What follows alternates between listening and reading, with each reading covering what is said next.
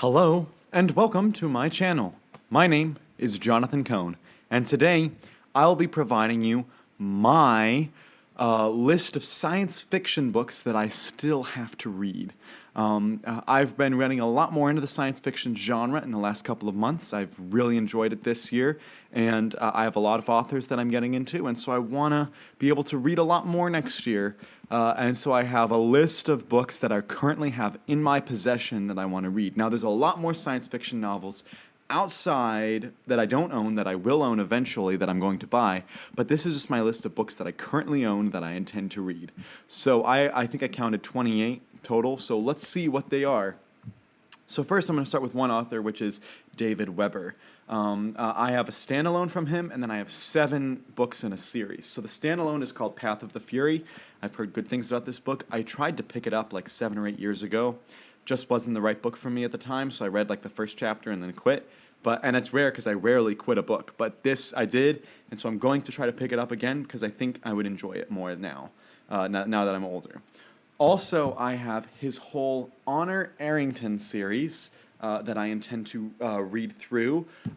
David Weber, known for his science fiction, his military science fiction with strong female characters. The first book on Basilisk Station is on my October TBR, so I will be reading it in the month of October. As I shoot this, I might already have read it. But I have book 2, The Honor of the Queen, to read. Book 3, The Short Victorious War. Book 4, Field of Dishonor. Book 5, Flag in Exile. Book 6, Honor Among Enemies, and Book 7, In Enemy Hands. So those are all of the David Weber books that I have on my list to read, and I think I'm going to enjoy him a lot. I've heard he's very similar to Timothy Zahn. Another science fiction book I have is the second book in the Hyperion series called The Fall of Hyperion. I read the first book and was amazed by it. I did not love it, because there were elements of it I really didn't like, but as a whole, I was shocked at the writing quality of the first book. So I'm reading this mostly to find out what happens. So I'm excited to read more about Hyperion. And I heard there's a new movie coming out eventually. So the next I have is a trilogy of Dune novels by Kevin J. Anderson and Brian Herbert, the son of Frank Herbert. The first book is Dune House Atreides. The second book is Dune House Harkonnen, and then the third book is Dune House Carino. Kevin Anderson, I've read a lot of. I love his writing style, and I like elements of the original Dune novel, but I haven't loved all the Dune novels that I read by Frank Herbert. I didn't love Dune Messiah or Children of Dune, so I'm interested to see if, since I like Kevin's writing style so much, if I'll enjoy this series. So that's a trilogy I'm excited to read, and these I got signed, which was when I met him, which was pretty cool. I also have the third book in the Red Rising series. I know that there's a third book in the second trilogy coming out, and eventually I'll read the second trilogy, but for right now I have the third book in the first trilogy. I liked the first 2 books. I didn't love them, and I don't remember too much about them, so I need to read the third book to try to revamp my memory. So that's another one on my list. I also have Artemis by Andy Weir. I read The Martian, thought it was brilliant, and I want to read more of his books. But before I read his newest book, Project Hail Mary, which I heard was an amazing novel, I want to read Artemis, which I heard is his weakest. So we'll see if I enjoy this one. So I'm interested in reading this eventually. I also have another trilogy, this one by Dave Wolverton. Dave Wolverton wrote a lot of books that I loved under his pen name David Farland for his fantasy novels. He wrote the whole Rune Lord series, which are some of my favorite fantasy books of all time. And then he also wrote some Star Wars novels that I didn't love. But I am interested to see in how he does science fiction. And so you have The Golden Queen. You have the sequel, Beyond the Gate. And then you have the third book, Lords of the Seventh Swarm. I'm really interested to read these, see if they're more like a Star Wars book or whether they're more like fantasy. And if I like them like as fantasy, I should love the series. Next I have, apparently it's the first book of a trilogy, but it's also kind of standalone, and this is a translated book. It is The Three-Body Problem from Cixin Liu, translated by Ken Liu. I've only heard good things about this book. I haven't really gotten into it.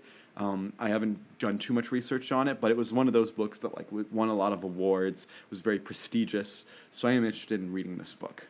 So this will be eventually read by me. I've had this for a while, Next, I have the books 2 and 3 of The Expanse, Caliban's War, and Abaddon's Gate. I read the first book. I liked it. I thought it was pretty good. I just have never felt the drive of I need to finish the series. I got these books at a used bookstore, so I'm like, and books 4 and 5 and 6 are at another used bookstore nearby. I haven't gotten around to buying them yet, but I'm like, I'll probably read these eventually. So I do want to get to these. He writes those thick science fiction books. So speaking of thick science fiction books, probably the thickest one of them all is Battlefield Earth. I talked about this in a recent video I did that's like talking about what I bought recently. And this one, I have heard mixed things on L. Ron Hubbard's fiction. I've heard bad things about his nonfiction, but his fiction seemed interesting. I heard that this was a very, very popular book back in the day, made it really weird movies and stuff. So I've heard this is like if you want to get a true science fiction experience, this is one of those books you have to get into. So I thought I'd read this book. So that's another book on my list. I also have another classic like that by Isaac Asimov called Foundation. Everyone says, you gotta read Foundation, gotta read Foundation. Well, I want to, but I don't really know much about it. So I bought the first book, and if I enjoy it, I'll get the rest of the books in the series. So yeah, this is a series I haven't heard too much about. So I'll be interested to read it. And then I have a book that I picked up based off the cover and based off of the publisher. The publisher is Baen, and the book is Live Free or Die by John Ringo.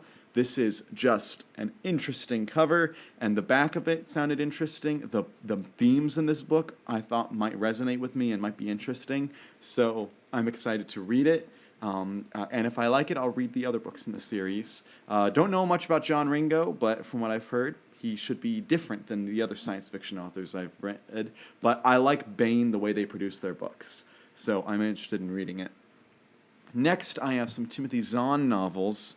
I have a Timothy Zahn novel, Spinneret, which is on my current TBR for this month that I'm recording this, so I won't include that on the list. But I have Warhorse by Timothy Zahn and The Backlash Mission. I won't be reading The Backlash Mission until I get the first book, The Black Collars, but I have this book now that I could find it. But Warhorse, again, I read a chapter of it like I did with the previous book. Wasn't gripping me, but I might just need to give it some time to get into it, so I'll eventually read it. So those are 2 more books. And then we get into my last author. I've already talked a little bit about Kevin J. Anderson. He wrote a book with Doug Beeson called Ill Wind, which is kind of like a science fiction book mixed with a apocalyptic kind of book about the environment. So again, I love Kevin Anderson's writing style, and so I'm interested to see if this book resonates. And the final trilogy I have is, so I just finished reading the Saga of the Seven Sons. If you pay attention to my channel, you have seen these videos because I've been posting them so much because I love the Saga of the Seven Sons. And so I have the 3 books of the sequels trilogy: The Dark Between the Stars, The Blood of the Cosmos, and Eternity's Mind. Again, books I got signed, which I also got this one signed as well. But this was an interesting trilogy that I bought it as an impulse buy when he came to my area about 3 years ago, and he was signing his books, and he didn't have the original series, the Saga of the Seven Sons, but he had copies of the Saga of Shadows.